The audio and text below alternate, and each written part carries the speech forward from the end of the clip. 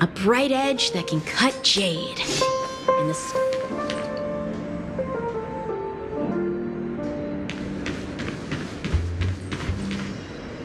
That being said, mixing a drink is way simpler than you'd imagine. Just pick your favorite ingredients, toss them in a glass, mix it up, and it's done.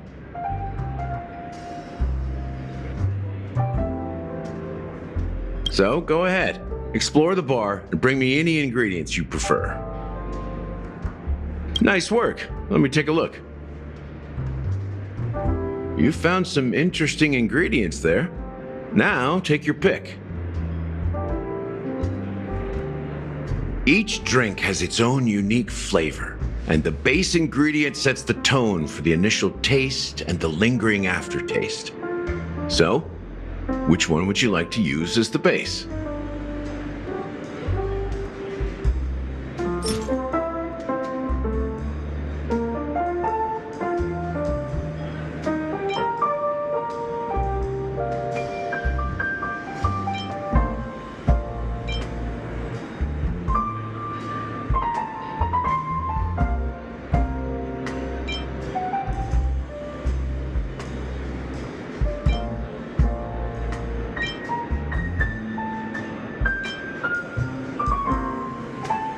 The original formula is said to be Nunu's favorite drink.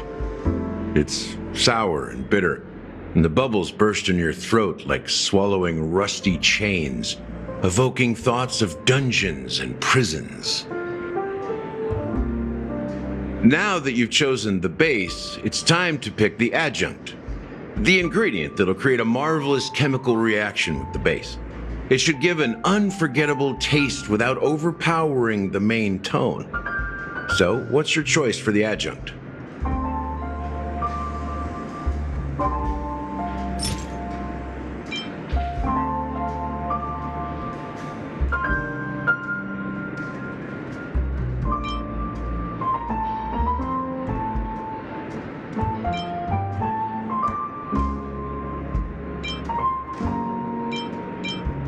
This is the most pungent adjunct we have, and my personal favorite. Before Mikhail left, the wrinkles at the corners of his eyes had deepened like knife cuts. He mumbled, his breath too weak to climb up his throat, caught up in his chest. But I could smell it. The lingering scent of Penacony itself on that night. Mikhail. Almost there. Let's pick a decoration. Which style do you prefer? Anything you need, I've got it.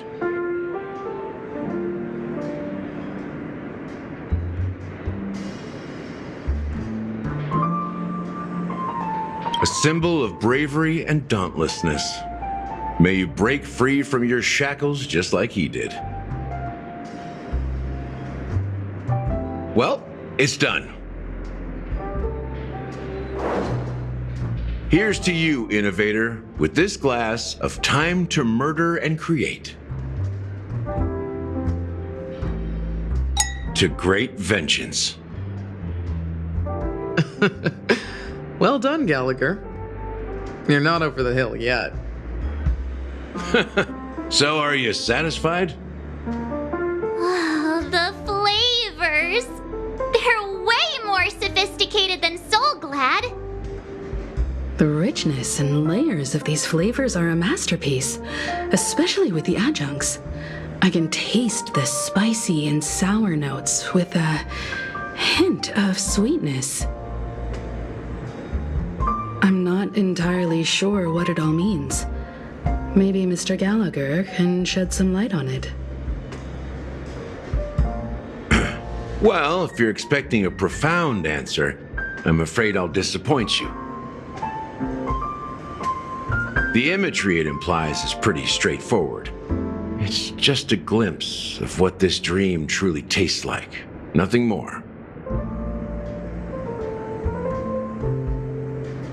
Does this true taste have anything to do with that, Mikhail? Yeah, that name does sound familiar.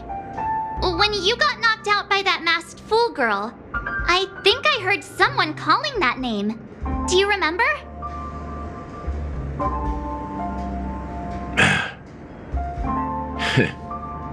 I was right about you.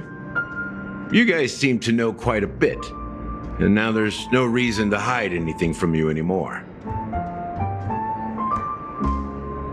Let's dig deeper into the case, and of course, I'll tell you a story about Mikhail.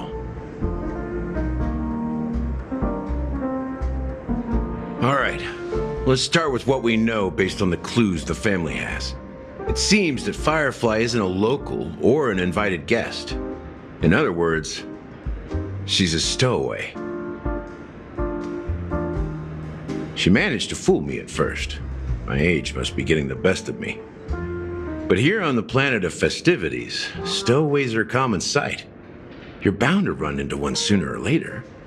After the incident, the hounds wasted no time searching for that girl in both the dreamscape and reality. But here's the thing. We only received bad news, and the trickiest kind at that. She simply vanished, leaving no trace in the dreamscape or reality, as if she had never come to Penacony at all.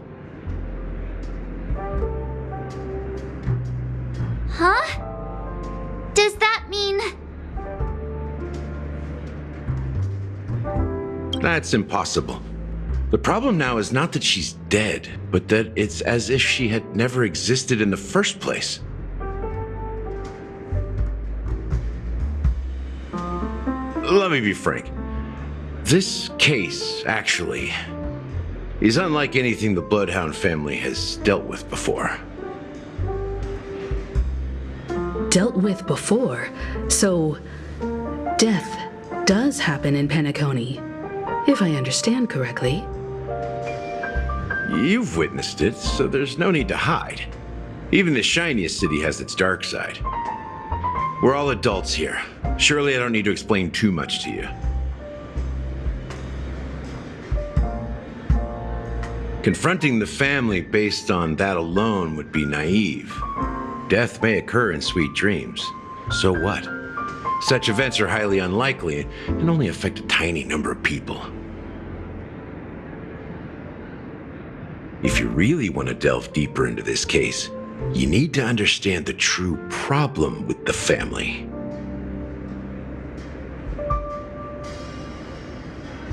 I guess it's time to tell the story of that Mikhail. You're very perceptive. The Astral Express has received that music box too, right? Do you know the secrets it holds? There's a message. Witness the impossible in the realm of dreams. Find the legacy of the Watchmaker, father of Penacony, and thus the answer to the question, why does life slumber? That's the exact wording.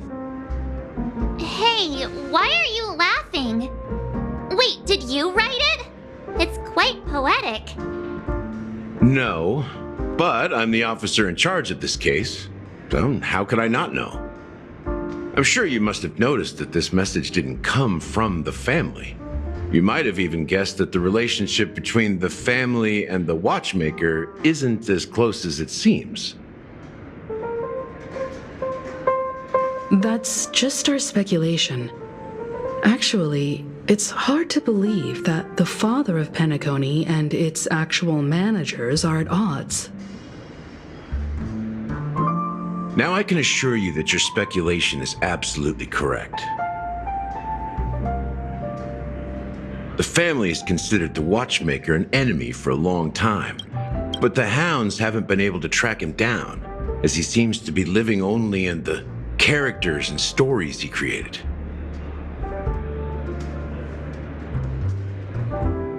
Let me ask you a question. Have you ever wondered why the family allowed the Watchmaker to send out such a ridiculous message to the outside world, inviting you here and causing chaos?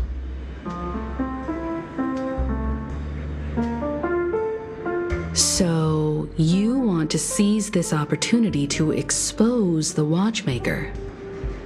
Well, now you understand why the Oak family authorized the Nameless to assist in the investigation, but kept you in the dark, right?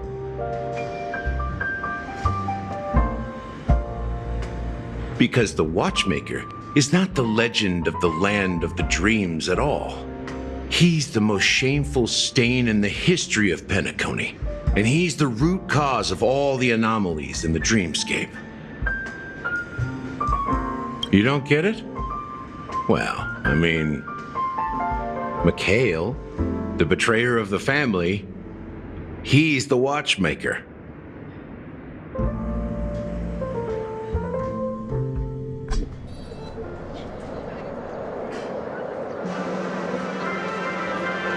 Here we are, Clock Studios theme park, the most popular entertainment center in Penacony. Wait, aren't we supposed to be discussing the Watchmaker? I would have expected you to take us to maybe a library or an archive room of sorts. But an amusement park? The culture of a city reflects its history in the most authentic way. To you, it's a fun place. But to me, it's a prison for the planet's past. You know that Penacony used to be the IPC's prison planet, right? All the prisoners were brought here, helping the Garden of Recollection salvage the leaking memoria from the macro void.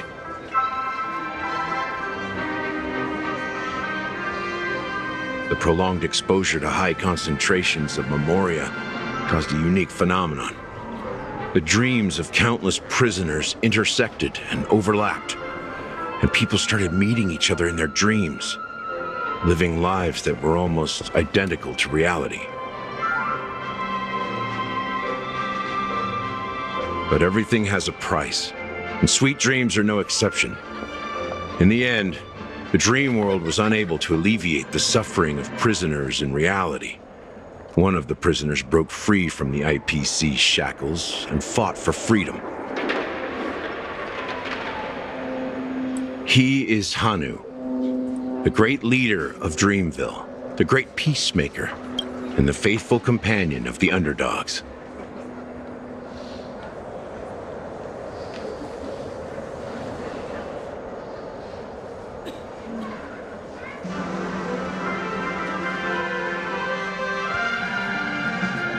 History is always written by the winners. However, it's undeniable that Clocky is an animation that draws from Penacony's actual history.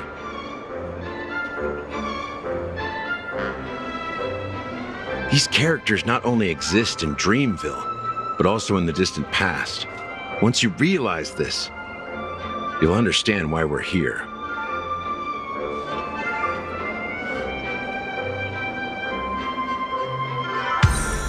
There are so many members of the Bloodhound family around here.